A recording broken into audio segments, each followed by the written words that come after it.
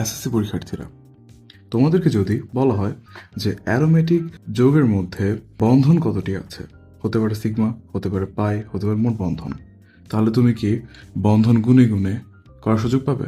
মোটেও না, কারণ এসএসসি পরীক্ষার সময় খুবই কম থাকবে এমসিকিউতে এবং you have to perform very well. তাহলে অ্যারোমেটিক যৌগের মধ্যে বন্ধন বের করার শর্টকাট কি? যদি তোমাকে বলে যে সিগমা বন্ধন বের করো যে কোনো অ্যারোমেটিক যৌগে, তাহলে আমরা কিভাবে অ্যাপ্রোচ করব? তাহলে একটা নিয়ম শুধু জানলেই আমাদের হয়ে যাবে। নিয়মটা কি? তাহলে যে কোনো অ্যারোমেটিক যৌগের ক্ষেত্রে সিগমা বন্ধন বের করার নিয়ম হলো ওই অ্যারোমেটিক যৌগের মোট পরমাণু সংখ্যা প্লাস তার চক্র বিয়োগ 1। চলো হিসাবটা আমরা দেখি। ধরো যদি অ্যারোমেটিক যৌগে আসে বেনজিন, তাহলে তোমাকে শুধু তার আণবিক সংখ্যাটা জানতে হবে। বেনজিনের আণবিক সংখ্যা আমরা সবাই জানি C6H6, অর্থাৎ এতে পরমাণু আছে কার্বনের 6টি এবং হাইড্রোজেনের 6টি। তাহলে আমাদের সূত্র কি বলে? সিগমা বন্ধন থাকবে মোট পরমাণু সংখ্যা, অর্থাৎ কার্বন 6টি এবং হাইড্রোজেন 6টি, অর্থাৎ মোট পরমাণু সংখ্যা হলো 12টি, যোগ চক্র। আমরা জানি বেনজিনের চক্র হলো একটি, চক্র সংখ্যা 1 এবং বিয়োগ 1, অর্থাৎ 12 যোগ 0 ইকুয়াল টু 12টি সিগমা বন্ধন রয়েছে। চলো এবার আমরা গুণে দেখি। তাহলে আমরা জানি দ্বিবন্ধন ব্যতীত যতগুলো বন্ধন থাকবে সবগুলোই হলো সিগমা বন্ধন, মানে একক বন্ধন।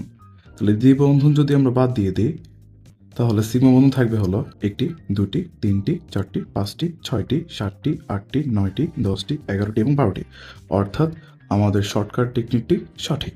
চলো আরেকটি দেখি। ধরো তোমাকে দেওয়া হলো ন্যাপথালিনের সিগমা বন্ধন কতটি? তাহলে আমাদের সূত্র কি ছিল? আমাদের সূত্র ছিল মোট পরমাণু সংখ্যা।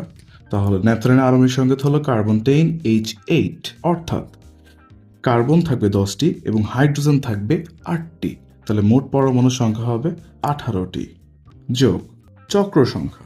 আমরা জানি ন্যাপথালিনে চক্র থাকে 2টি, চক্র সংখ্যা 2 বিয়োগ 1, 18 যোগ 1 সমান 19, অর্থাৎ এই হিসাব মতে ন্যাপথালিনের মধ্যে সিগমা বন্ধন থাকবে হলো 19টি। চলো দেখি। প্রথমে দ্বিবন্ধনগুলো কেটে ফেলি এবং আমরা সিগমা বন্ধনগুলো গুণা শুরু করি।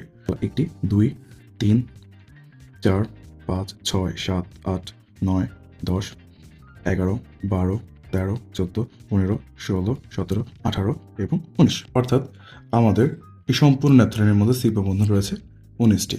এভাবে এই শর্টকাটের মাধ্যমে খুব সহজে আমরা যে কোনো অ্যারোমেটিক যৌগের সিগমা বন্ধন বের করতে পারবো এবং এমসিকিউ তার কখনো আটকাবো না। আশা করি সবাই বুঝেছ।